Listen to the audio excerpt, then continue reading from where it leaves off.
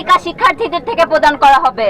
আজকের ঘটনায় ব্যর্থতার দায় স্বীকার করে প্রশাসনকে নিঃশর্ত ক্ষমা প্রার্থনা করতে হবে। কুয়েটের অফিসিয়াল ওয়েবসাইট বিবৃতি দিতে হবে ছাত্রদল দ্বারা কুয়েটের সাধারণ শিক্ষার্থীদের নৃশংসভাবে আক্রমণের শিকার হয়েছে এবং না পূরণ করা পর্যন্ত এই মুহূর্ত থেকে কুয়েটের সকল প্রকার ক্লাস পরীক্ষা সহ সকল একাডেমিক কার্যক্রম বন্ধ থাকবে এবং কোনো ক্রমেই আমাদের হল ভ্যাকেন্ট করা যাবে না।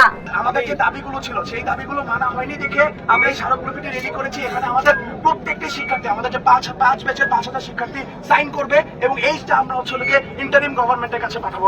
সবাইকে অনেক ধন্যবাদ আমাদের সাথে থাকার জন্য।